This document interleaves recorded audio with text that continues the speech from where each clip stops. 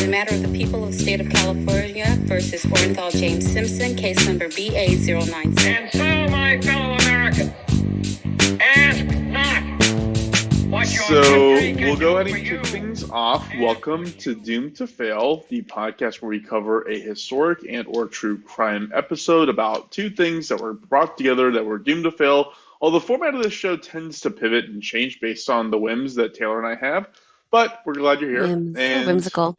we're very whimsical. So I'm first joined here by Taylor. We're recording kind of late on a Sunday because I've been gallivanting around the town, and Taylor's been working on her outline. How you doing, Taylor? Good.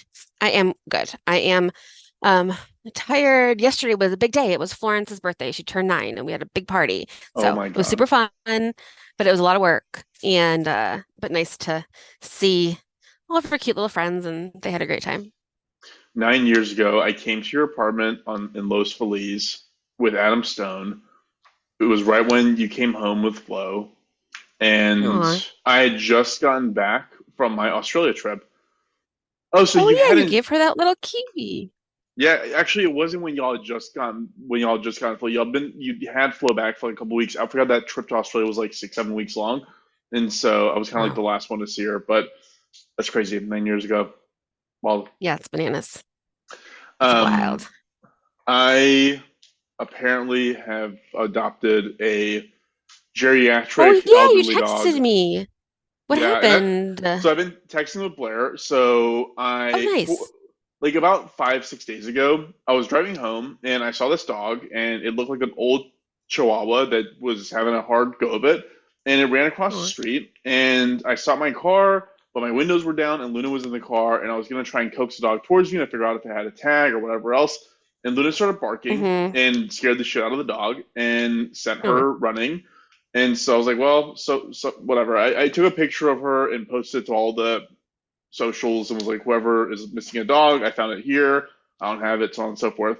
Yesterday, I was driving the Mm-hmm. exact same route home, and the dog ran across the street. I was without Luna, and so I got out and got the dog. And so I messaged with Taylor's sister Blair, who works for Awesome Pets Alive, which is an amazing nonprofit that takes care of animals, a no-kill shelter, an adoption agency. And I was like, what do I do with this dog? And she basically recommended I just post her wherever I can, and also, to hopefully try and find the owner. I got a text this morning from someone Mm-hmm. saying that 5 weeks ago their dog went missing that looks just like this one. And then the Oh. more I looked at the markings on it, I was like, and I ran it by Blair, and she was like, this isn't the same dog. Like, they look very similar, but it's clear that like there's like Mm. parts of the marking that are off. I was like, okay. And she was also like, 5 weeks, a dog like that isn't going to survive for 5 weeks, so on its own. Yeah. So, Yeah. so I don't know. I have it. I went and got it groomed today because it smelled awful, and this thing's Oh. been glued to me all day long. So that's where I'm at. Well, that's nice of you. So yeah, we'll see. We'll see what happens. Do you want a dog? I absolutely do not want a dog, no. Okay, thought I'd try. Blair does enough animal stuff for my family, and so I feel like that cancels out my I definitely got mad at work this week because people were talking about jokingly having cats in the office, and I was like, that's dumb, and also having dogs in the office is gross. And people hate when I come up with that hot take, but it's gross. You're gonna let a You, dog walk outside in Culver City and then in the office and then in your home? Ew. there's Besides the there. fact that I'm allergic to them. Not every opinion has to be shared. Like there are thoughts. Like I don't share I know. every opinion I have. I know. But I feel sometimes that I need to share it because people just assume that you'll be super excited to have a dog in the office, and I'm like, no, that's gross, and I need to know because I'm gonna get sick if I'm in the office with a dog, Okay, the allergy So, thing is real. The allergy thing. I wouldn't take Luna to the office, not because I think there's anything wrong with taking your dog into the office. I wouldn't take Luna to the office because Luna's a fucking huge, monstrous freak who would just cause mayhem and would distract everyone from work. So, oh my God. And then there's sometimes there's more than one dog and they bark at each other. I'm just like, what are we doing? it's a We're thing. grown-ups. We should leave your pets at home. Anyway, It is a thing. Hot takes by Taylor. Dogs are terrible, apparently. But that's how I feel about Blair, it. But whatever. But my sister, works for Blair Awesome does Pets Alive and enough. takes care of dogs. Yeah, Blair does enough for the entire Stewart clan. So Exactly. let's go ahead and dive right in. I think you go first this time, Taylor. So I'm going to right. What? You do go I first. didn't hear you. What did you say? I You do go go first first. Yeah, this yeah, yeah. time. Okay. So my drink is Obolon, which is the most Okay. popular Okay. beer in Ukraine, which is Ooh, where my story takes place. cool. But I'm actually drinking a Voodoo I Ranger love right it. now because I'm not in Ukraine. I know it looks like I'm in Ukraine, but I'm actually That's for the in Austin. best. Yeah, I Cool. know. Cool, Fair. cool, cool. Um, I want to open up my canned water first. What kind of canned water is that? It's from Trader Joe's. It's not that good. Is it flavored? No, this one's just plain. I'm actually physically drinking some honey whiskey because my claim to fame as at Florence's birthday party, because her birthday is in October, and last year it was freezing. We tried to watch a movie outside for her party, and like we couldn't do it. It was so cold. And this year it was Jeez. hot. Like I got kind of sunburned, like hot. I have a little bit of a tan, like hot as balls. But either way, both years I made spiced apple cider for the grown-ups, and people love it. And it's just like really fun. So we drank it even though it was hot yesterday. And so I'm drinking some honey whiskey that I have left over uh, from that Fun. recipe.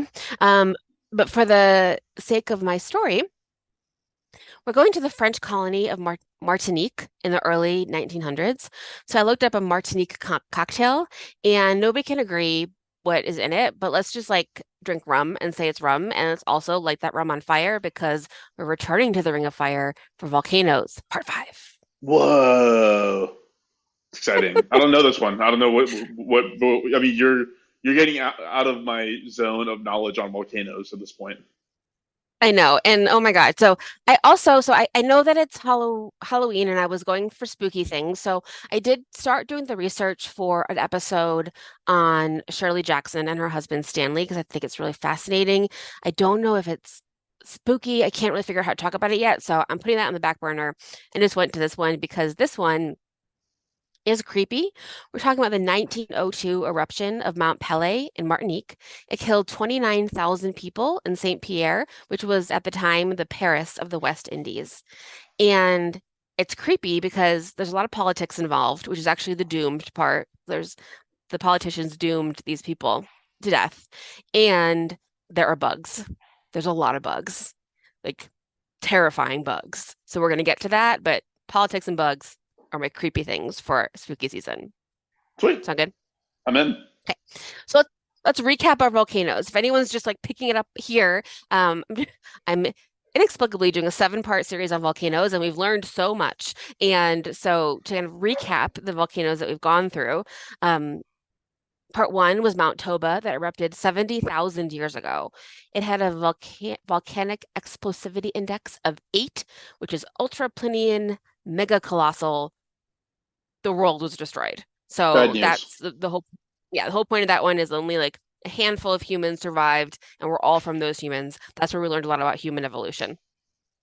Then we learned a lot about the Roman Empire because we went to Vesuvius in 79 AD. That was a VEI of 5, which is a Plinian cataclysmic. And as we know, about like 3,000 people died in the city of Pompeii, more in Herculaneum. And because they were covered in the ash and preserved, we get to see a lot of color of the Roman Empire. So we actually get a lot of really cool things from that disaster. Then we went to Mount Tambora in 1815. That was a VEI of 7, an ultra-Plinium, ultra-colossal. And that one was a year without a summer where Mary Shelley. Mary Shelley wrote Frankenstein. There was no sun the next summer. The whole world saw it, and they didn't know what was happening because they didn't have any way to communicate. So just like the sky was red in places, and it was weird, but like they didn't really know why, and that kind of affected art and the way people lived their lives. Next, we had Krakatoa in 1883. That was a VEI 6, which is a Plinian / ultra-Plinian colossal, like very similar words, but whatever. But that one was really big as well and affected the weather. And a lot of people died in that one from like residual effects, like tsunamis, and not being able to grow crops. That was also something with Tambora as well. So this one, we're actually all over the VEI index, which is very exciting. This one is a VEI 4. Mount Pelée erupted in 1902, and it was a Plinian, subplinian catastrophic. So that's what we're going to talk about today. So it's not the one that can like destroy the earth like the like Toba, and it didn't affect the weather all over the world like Krakatoa or Tambora, but it did obviously kill a shit ton of people on this And island. it's recent. It's kind of recent. Yeah, kind of recent. So Mount Pelée is on the Caribbean island of Martinique, and I when I was first I listened to my main source I listened to is a book called The Day the World Ended, and by Gordon Thomas and Max Morgan-Witz, and also a couple articles that I'll share. But when they first talk about it, this part of the Ring of Fire, which is the ring of volcanoes that kind of goes around from like Australia, Indonesia, up Asia, around Alaska, down to the bottom of South America. You know what I mean, like this side of the Earth, Right. and it ends with Mount Terror in Antarctica. Crazy. Just everything that I do is connected, so that's cool, right? Jeez. The end of this line is Mount Terror, Yeah. we talked about last week. I know. The So HMS Terror, yeah. yeah. So in 1902, Martinique was a French colony. France was in the midst of the French Third Republic, which was from 1870 to 1940. In 1902, the president of the French Republic was Émile Loubet, and the prime minister was Émile Combes. It doesn't really matter, but like just they're being colonial, and that was what was happening in France. There were huge racial divides in Martinique, obviously, and they were still pretty strictly governed by France. So obviously, like slavery had been abolished 50 years before this, but there was no equality, obviously. Right. That's still a thing. Most people on the island are very religious. They're Catholic, and a little bit of like African religions that came over during the slave trade. So some people are like what we would call Creole, like they're like Black people who speak French. They're a little voodoo-y. They're also like kind of Catholic. So kind of all of those mixtures of religions and superstitions are like mixed into what the people are like going through at this time. So yeah, just to say, like some of the other volcanoes that we've talked about and all volcanoes of all of history that we don't know about in the future, there's going to be a lot of praying and a lot of like trying to make the bad things stop happening. I meant to say, I went to look it up, but I think Pelée is the Hawaiian god of volcanoes, He's also like a really the famous goddess of soccer player. I know I'm really having a hard time not saying Pele, but I'm pretty sure it's Pelée. He just died, didn't he? Um, Pelée, god of Oh yeah, it's spelled differently goddess. than Pele. Yeah. Uh, Pelée is the Hawaiian goddess of volcanoes and fire. She created the Hawaiian island. So that's where it gets the name, and that's a pretty like standard volcano um, you know, person that people think about. So Dude, anyway, Martinique looks like absolute paradise. I mean, yeah, all the Caribbean islands are so beautiful. Yeah, So nice. Wow. yeah, so pretty. So, oh, also, I was just going to say that before the French got there, the native people were the Caribs, which we should probably talk about someday because I don't know anything about them. Like, I don't know anything about the indigenous people of the Caribbean, but maybe we'll get there someday. But those people remembered that Mount Pelée had erupted in the past, like ancient past, that was like in their storytelling. But the people who lived there in 1902 also knew that there had been minor earthquakes in 1792 and in 1851. So it had like kind of rumbled before and like potentially a little mini eruptions, like stuff had happened in the past, like recent past, but they weren't expecting it to like erupt anytime soon, if And ever. this was at the point when that one guy that you already covered had not talked about tectonic plates having being a Yeah. thing, right? Okay. So nobody Yeah, knew what was we didn't know happening. about yeah, no one knew what was happening. We don't know anything about tectonic plates officially until like the 1960s. So we're pretty before this. Yes. So the book I read had some really good stories. I think they might be a little bit out of order, but they're like fun little anecdotes that I'm going to get to. But the eruption technically started in on April 23rd, 1902, and didn't actually stop until 1905. So there were like rumblings in the volcano for like 2 years. So it was like a whole thing. But the really, really, really bad thing happened on May 8th, 1902. So before we get there, on April 23rd, 1902, it started to ash. and the ash smells like sulfur. So, like it's scary ash coming from the sky. Like 2 years ago when there were all of those really, really bad fires in California and like the sky by me was like bright red and we thought we might have to leave. It rained ash here, like very lightly, but it was weird because it's like weird snow, but it's like ash. Yeah. And that was happening a lot coming from the volcano.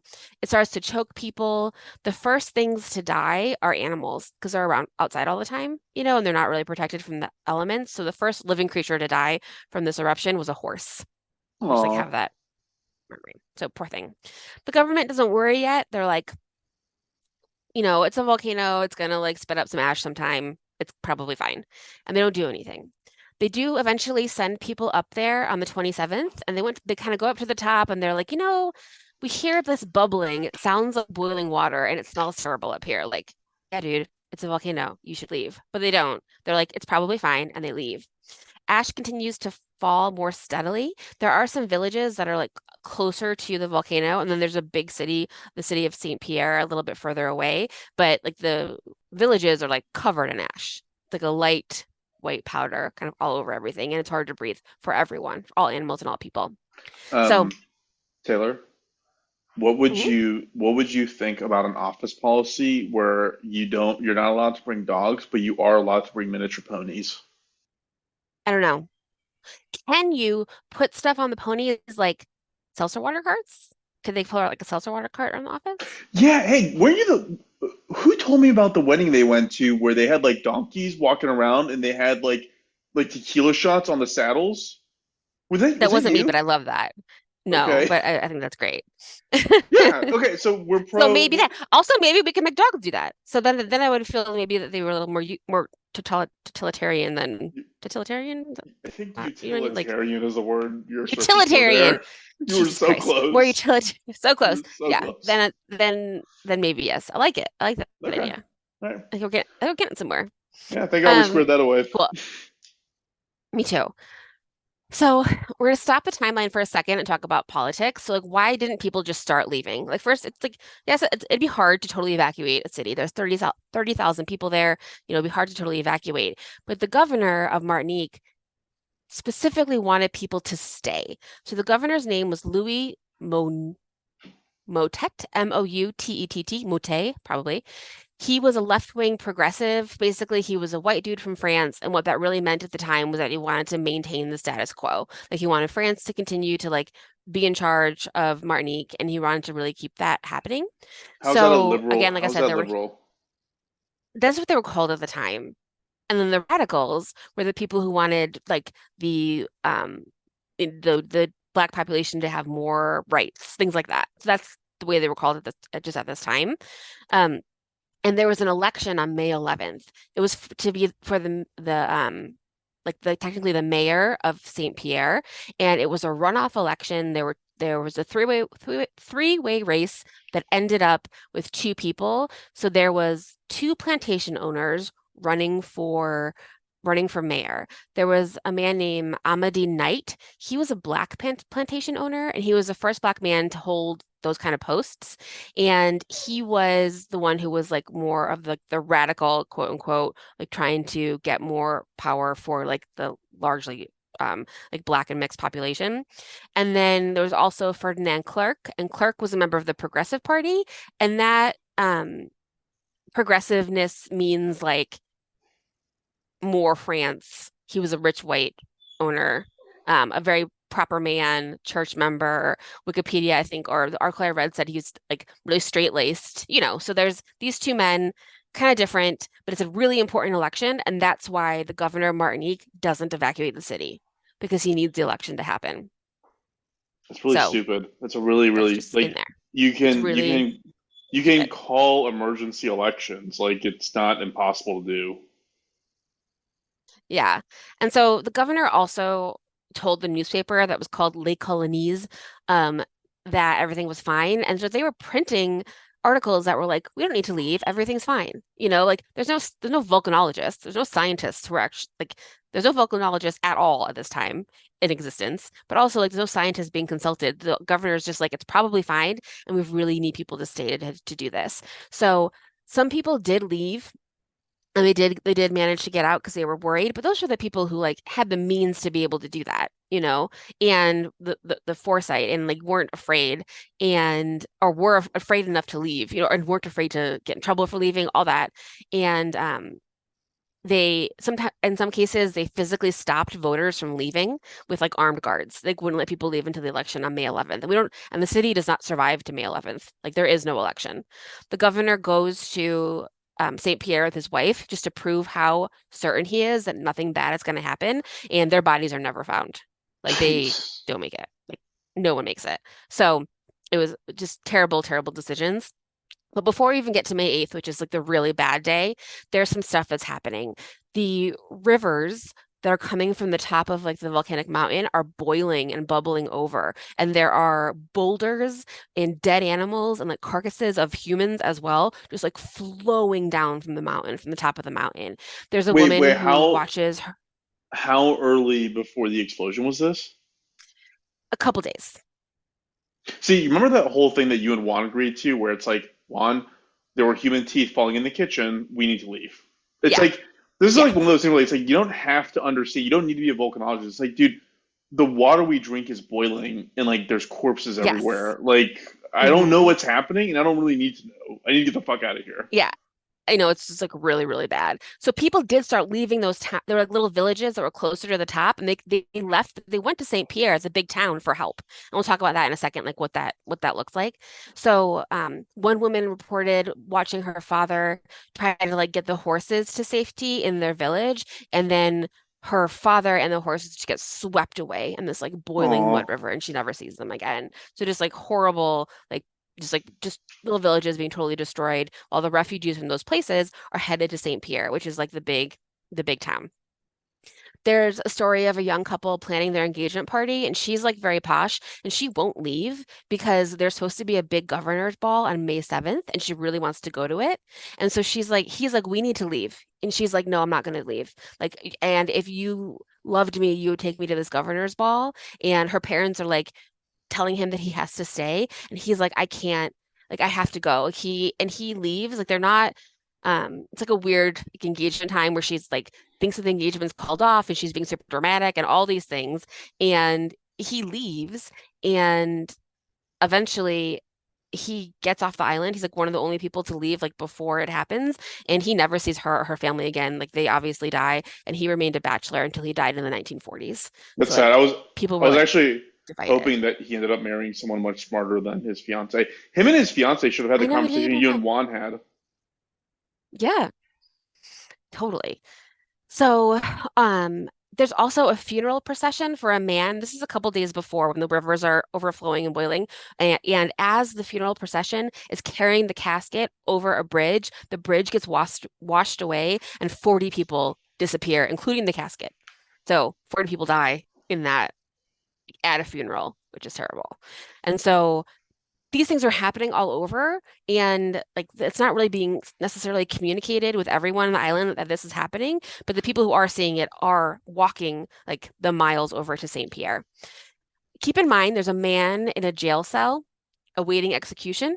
He can hear and smell that things aren't quite right, and he can hear the gallows being constructed. We'll get back to him, but there's a man in jail. Um, Around May 5th, the heat at the top of the mountains is getting so intense that the animals and the life at the top of the volcano need to escape. And guess what comes with that? For droppings.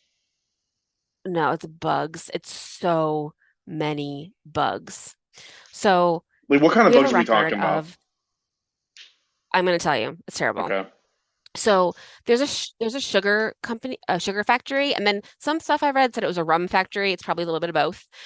Called the Guerin Sugar Works. Had a family living there and all of their servants, and then the people who were working at the sugar factory. It was like a little bit up the mountain.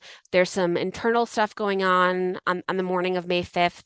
There's the men are about to go on strike because they don't. Like they're not sure if they should be working because there's like ash falling from the sky. It's like that thing that we were talking about before last week with the terror. Like if you're at work and a disaster happens, you like don't know what to do, but like you should leave. Like Yeah. who cares if you're in trouble at work? Like you should go. But people aren't sure what to do. There's servants kind of running around. There's about 150 people there. So first, the bugs come. Millions of ants, huge and mean ants, come streaming down the hill. And this had actually happened in 1851 with like the little tiny eruption that happened before. And people reported huge balls of ants just like barreling down the mountain. They had like all congregated together and they were like rolling down the mountain.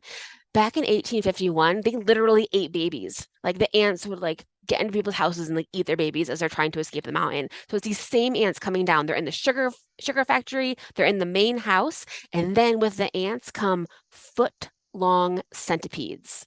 They're Okay, now you black got and me. they're poisonous. Yep, you got me. They're a foot long, they're black, they're poisonous, they're running in their terrifyingly creepy, weird centipede way all over. They're in the house, they're running up people's clothes, they're hiding in beds, they're in the closets. So the servants in the house are like hitting it with pans. In the sugar factory, they're pouring boiling sugar on them. They're, putting oil all over the ground, trying to like get them to slip around. They are everywhere. So they're just anything they get their hands on, they're fighting back. Eventually, the bugs keep going and the bug problem dissipates. And I think it's the owner of the sugar plant leaves, or like someone leaves, which is how we know this happened. But as soon as they leave, then the boiling mud comes. So these people who just fought off these like horrendous, horrendous bugs are now fully covered in boiling hot mud. 120 feet of mud cover the whole factory. The only thing that's left is a little bit of the chimney poking out of the top. So you can only hope that those people died instantly because 150 people died there on the worst day fucking ever. Yeah, it's awful. Those centipedes Isn't are that terrifying awful? looking. I'm not gonna even look at them. I hate my kids know I don't like centipedes, so my son will like throw this like fake centipede at me sometimes, and I hate it. It's awful. I hate to make them move.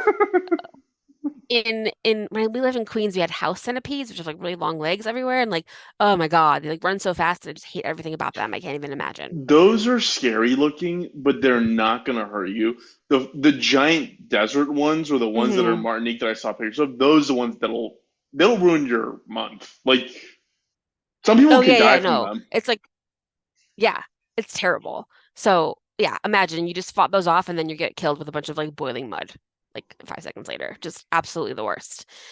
In the meantime, there's also a shock wave. The shock wave that comes from like I don't know, the internal stuff happening underground kills a ton of fish. So dead fish are like coming up on the shores, and they don't really know why that's happening yet.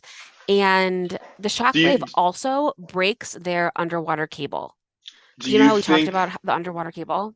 yeah, do you think during this time someone's doing voter registrations door to door? Yes, I do the whole time. Because they're printing out Insane. they're printing out like flyers that say everything is fine. Don't forget the election is on the 11th.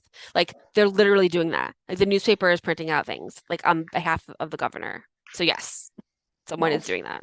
Wild.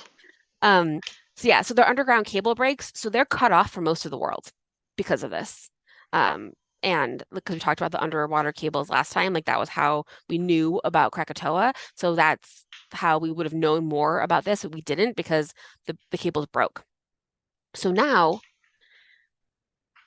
some of the villages that are the people who are like closer, who are seeing these boiling mudslides, who are, seeing these bugs, seeing these terrible things covered in ash. The animals are all dying. Some of the people leave, some of them don't. So there's like one town where, or a couple towns that got like the avalanche of the boiling mud, and they went on a rescue mission to go find them. And the people were so badly burned, but they were still alive. They were just like goo in the corner of their houses, like people were just like absolutely destroyed. Homes were burnt to the ground. People and animals were just like dead and dying everywhere in these small villages. And everybody who was able to escape went to St. Pierre. So more people are going to like the big town, but like all the villages that are close to it have all been destroyed and the people have been like burned to death. Lovely. Yeah. So now St. Pierre is overrun with people. Like there's too many people in the town. So because thousands of people have come from the villages, which totally makes sense because they're trying to find safety somewhere else. So the government does like bring in food carts and like try to get people food, but they don't have enough food to survive for like the long term like this. And people are like sleeping on the streets. They're like people are overcrowding hotels and houses and stuff. They're just trying to find somewhere to go because they can't go to their villages anymore. The infrastructure is like about to crack. There's a story of like a bull got free. So a bull was like charging around the middle of the town, and then someone finally shot it and got it to stop. And as soon as they shot it, like people just like swarmed it and hacked it up and took the meat away like really fast because everybody was starving because like they didn't have any food, you know? So that's happening in the midst of the ash and the sulfur and these boiling mudslides that you know are coming. And then guess what else comes from the mountain? Lava. Snakes. Jesus. This doesn't stop, does it? There's a no, there's a snake called a fer de lance. It's venomous and it's everywhere. They're pit vipers, and they normally give off 100. I like read this and then I stopped reading it and I lost where I was reading it, but they give out like 150 pieces of poison, like milliliters or whatever of poison, with each bite, and it only takes 50 to kill you. So while this is happening, people are dying because of the snakes, because they're getting bit by all these snakes that are coming down from the mountains. Yeah, this is a scary looking snake. And so these snakes are invading the city, and then guess who comes to the rescue? Everybody guesses it's so stupid. Like Christopher Columbus. Elon Musk. cats.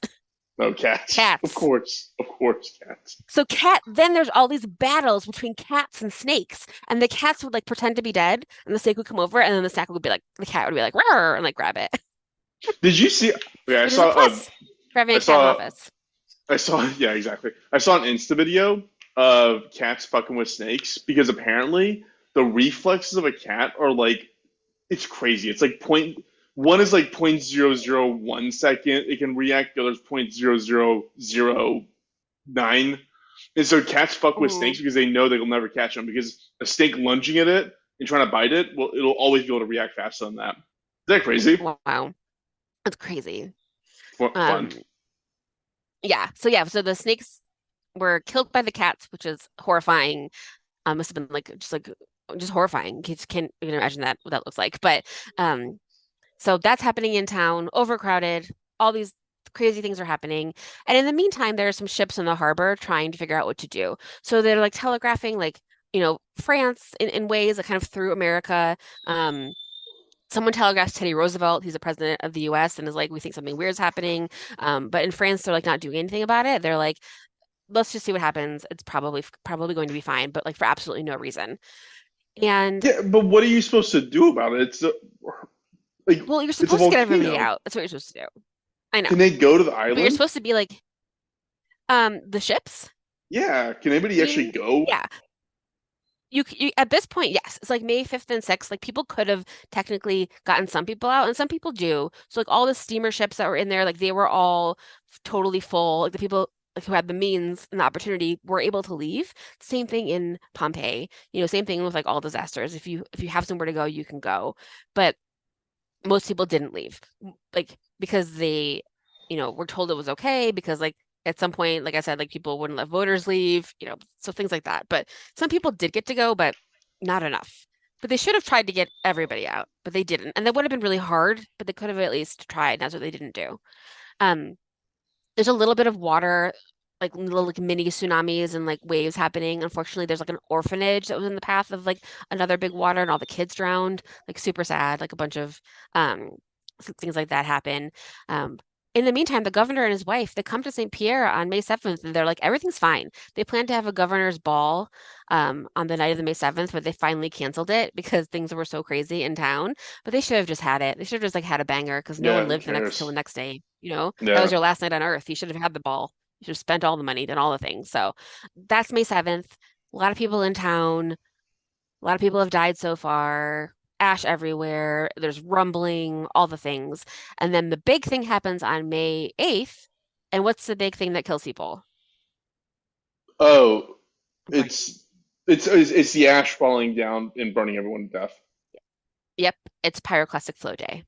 That's the day that everyone dies. And this eruption is the reason that we know what a pyroclastic flow is. We didn't know what they were until this, because no one had actually seen it before and like written it down. So they knew that Pompeii was there and they had been excavating it since the 1700s, but they didn't know what had happened. Like they didn't know about the hot ash. They didn't know that the people were burned the way they were burned. Like they didn't know any of these things until Mount Pelée erupted. Like there were bodies and bones in Pompeii, but we didn't know what had happened. Because of this, we know, and it is awful, just absolutely fucking hell awful. So it's May 8th, 1902. It's Ascension Day, and many people are at church. It's just before 8 a.m. and Mount Pelée erupts. The pyroclastic flow comes barreling down the mountain at 100 miles per hour. It sped down toward the city of St. Pierre, black, heavy, glowing hot. It had superheated steam, volcanic gases, and dust. The temperatures exceeded over 1,000 degrees. And under a minute, it covered the city, and instantly everything that could be on fire was on fire, and everyone who was alive was either dead immediately or horrifically burned. There were some ships in the harbor that watched this happen. At 8:02, a ship sent a telegraph, like offsite to whoever would listen, that said St. Pierre destroyed by Pelée eruption, send all assistance. So in 2 minutes, the city's gone and everybody in it is gone. Some of the ships that were in the harbor immediately sunk because they didn't stop when it hit the water. It kept going. So the ships caught on fire, sunk immediately. Everybody died. Others have stories where they were like on their boats and they were so badly burned they couldn't recognize each other. One guy was down in the hull. He had like kind of covered himself with like blankets and like tried to hide from it, but the heat was so intense that everything that wasn't covered with like clothing was burned. So it's all the skin on his hands were burned off, and he had to steer the boat out of the harbor using his elbows because like Ugh. he could, and he was the person who could do the most because everybody was just so badly burned. One sailor saw someone he couldn't recognize, realized it was his captain, went to get help and never saw the captain again. He presumes the captain just jumped overboard because his burns were so intense. Like Oh my you didn't know God, who can you anybody was. imagine going into salt water, fucking with your skin peeling off? Nope. I Mm-mm. would just Absolutely force awful. myself to drown. I would literally just breathe water immediately. Yeah. The city was enveloped in fire, the city of St. Pierre. There was hot mud raining from the air. There's ash and smoke everywhere because there's also tons of fires after the flow. When rescuers did get there, people were so badly burned, and people that were still alive, they had like no eyes, no tongues, no hair, no clothes. Everything was burned off, and their skin was just like absolutely as burned as humanly possible. A lot of people were like moaning and screaming for water, but they couldn't drink water because their throats were burned closed. So they could like kind of like make noises and like breathe out of their nose, but like they couldn't like, drink anything. And so they like brought like ice chips from some ship and would put ice chips in people's mouths until they died because they couldn't help them. And nothing that they could do, but they were like moaning and like desperate for water or for anything. In total, anywhere from 28,000 to 30,000 people died. So that was mostly everybody in the town. A couple of people that they talked to who like they were like, "What happened? What do you remember?" They were like, "I felt a wall of heat," and then that's all they remember, and then they would die. Like they just like didn't that was it. It was just like the heat just like incinerated everyone so fast. It was so awful. Um, there was a survivor. Do you remember the dude that was in jail that I talked about? Oh yeah, he was the gallows were getting built. Yep. So he on May 7th, the night before this, he had gotten into a fight at a bar and was in jail. And all through May 7th, they were trying to figure out whether or not they wanted to execute him because it was like would affect the election in one way or the another, probably because he was like a black guy who had stabbed someone allegedly, and all this tension because the election and also the volcano is erupting. So they had him in jail in like a subterranean jail cell. He had like a so he didn't have any windows or anything. He heard the boom. Oh, his name was Ludger Silberis, and he heard the boom. He saw the smoke. Took off his clothes and stuffed them under the door. And this is super smart. He peed on them to try to make sure the ash didn't get through. So he like made them wet, which is what you're supposed to do. Put wet towels underneath the door if you're like in a place with no windows. I Yeah, think makes sense. that was smart. But he still got really badly burned. Like it's still the heat itself. Like it's not even the fire, it's just like the heat, like still burned his body. They found him 4 days later. He was like yelling under the rubble, and he was like the only person that they found. He That's crazy. ended up he ended up becoming a celebrity and traveling around the world with Barnum and Bailey. And he lived the rest of his life in that like he would his job was to be in a cell that looked just like the cell he was in Martinique and tell people what happened. He was known as the man who lived through doomsday. And As he spent the rest well. of his life as like a circus performer, which is So the wild. best, so the best thing that he ever did for himself was stab that man in the bar. Yep. Go nuts, guys. Hmm. Follow your I passion. know. That saved his life. Yeah. So the city of St. Pierre was gone. There's another city that is now the capital of Martinique, and they did a little bit of rebuilding, but that city itself was never rebuilt. You know, and really like that's it. And I think it's a doomed story of people wanting to keep up appearances, wanting to like go through with like work stuff, like the election. And I'm sure people were like, I can't take the day off. Like things like that I feel like are such human things that you're like, what if this person's mad at me if I leave town? And you're like, literally, who cares? Just leave. But it's hard to do that like in the moment. So, Yeah. Or in all caps, don't stay at work when terrible things happen. But Amen. it's one of the most devastating ones directly from the volcano explosion itself. Because like the other ones, a lot of people died from like climate change, and like not being able to make enough food and tsunamis. But this one was just that flow, that hot ash, the volcano, um, destroying the city. Eventually, like it was like kind of erupting for 2 years, and it erupted kind of up. So now it has like a spike coming out of the top of it somehow from like the way that the lava like kind of dried and froze at the top because there was like a little bit of lava, but mostly it's like that heat and that ash from these. Like it's not gonna like go 100 miles and hit into the air and hit the trade winds and be seen in other places. But if you're close enough to it, like you're gonna die an absolutely horrible death. I mean, at least it's quick. That's it. That's where I'm ending that. I mean, at the very least, it's fast. At the very least, like you're not suffering through it for For ages. some people, I mean, some of those people that like were still alive, like I feel like it's kind of what you hear after like the atomic bombs, where there's people who are like just like their skin is melted off, and they're like they don't know what to do and they're like walking around like dazed and afraid, and The then they die crocodile eventually, but people. like in the meantime, yeah, all those like it's so terrible. So, yeah, that's a big one, and I hadn't heard about that one, and I guess in my pre-volcanologist life, I hadn't heard about that one, and now we know. I have two more volcanoes. I'm going to do Mount St. Helens from the 1980s, and then I'm going to do a real intense one on what will happen when Yosemite finally erupts. Oh, that's the one 'Cause I think the world will end. I'm most excited for.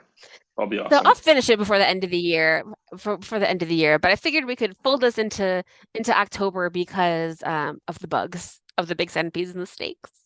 Giant snakes, giant centipedes, they count for a lot. In the middle of your well-researched discussion about this volcano, was looking up the Hmm. foods in Martinique, and man, they look good. Ooh, They look good. ooh, I bet. I'm Yeah, gonna look it up. it's like I it's feel bad very about like this now. it's very like sauce-based, rice-based. It is a little Louisiana vibey, but with like Hmm. a tropical flair, given all the seafood access. Oh yeah, yeah, yeah. Right? Yeah. Hmm. I'm a fan. Um, in 2017, Martinique was cited as the safest destination in the Caribbean. Yeah, it makes And sense. what else do I need to know? I'm looking up a travel guide. Yeah, I'm sure. I mean, it looks beautiful. Um, most of these volcanoes are in these like beautiful tropical places. Um, I mean, and yeah, it's like the price you pay, right? Like, I mean, LA is awesome, but the price you pay is earthquakes. And I guess yeah, now more consistently it's wildfires, which really sucks, but still. that's true. Yeah, yeah. Um, yeah. So that's it. Nice. I'm yeah. That was very educational. We learned a little about Thank you. politics. We learned a little about island life. We learned about volcanoes, and we learned about snakes. I really can't believe that we didn't know really what had happened in Pompeii until this happened. But like that it makes sense when I think about it, because like how would you know what caused the people like everything to be covered in that pumice stone and all of that unless you like knew like who knew like I don't know what they thought it was. They didn't know that there was like 100-mile-per-hour cloud of ash and smoke. And I couldn't figure out if anyone for the volcanologists listening, can you please tell me why Pompeii was like buried in the ash and St. Pierre wasn't? I feel like it might have to do with like the density in like the speed or something, but I think St. Pierre I'm seeing it was like burned and like destroyed, but not like buried the way that Pompeii was. And I can't figure out why. I couldn't figure out the right phrase to Google that and to figure it out from like the things that I was reading. I found like one like thing that compared how hot it was in both of them, and that didn't really answer my question either. So if anyone knows, I'd love to understand that a little bit more. But it sounds like Forward Pompeii this to your local was, volcanologist. yeah, forward it, please. It sounds like Pompeii though was just neglected and forgotten about. So like it might not have been all ash that buried it. It could have just been like time. That's true. That's true. But I'm not a Oh, volcanologist. can you can you go to remote school to be a volcanologist? Remote degree in volcanology. I'm gonna do some research on this. Oh, University of Arizona Online. Um, I'd probably have to do a little bit of science. Best online volcano courses and programs. Anyway, um, wow, you need a PhD. God, just start over in life to get there. I'm too old to start to become a volcanologist. Like, Yeah, I'm yeah, good with my sans PhD life. Awesome, Dylan. Well, yeah. thank you for sharing. The volcano ones are always really, really exciting for me because like I'm like really into like I don't know what the word is. Geology? No, geography. Geo, the Earth. I'm into the Earth. And like knowing where things are or like what it's made of, because that's what those two are. Okay, I'm into Earth sciences. Let's put it that way. So like tectonic plates, tsunamis, all of it. It's just very Learning, that's fascinating. what we're learning about. It's cool. I love Yeah, learning. it's super I'm cool. I really think into we should go education. to a museum. We should. I love it. I love it. Fantastic. Fantastic. Do we have any Cool. Well, guest thank you. letters Yeah. or emails or anything like that? Nope. No. I feel like I had something, but if I remember it for next time, I'll add to the next one. But no, but thank you. Um, all of our new Instagram followers and our new listeners, we super appreciate you all. And if you ever do have any ideas or suggestions or feedback, please let us know.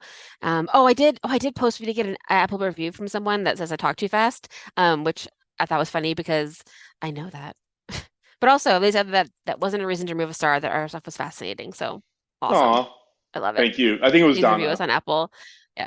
Thank Yeah. you, Donna. We actually, if you Sweet. write us, we literally like we love getting those and reading those. So please tell us, good, bad, or ugly. Like even Yeah. like Fars, Fars is being too funny. It's distracting me. Like let us know Hmm.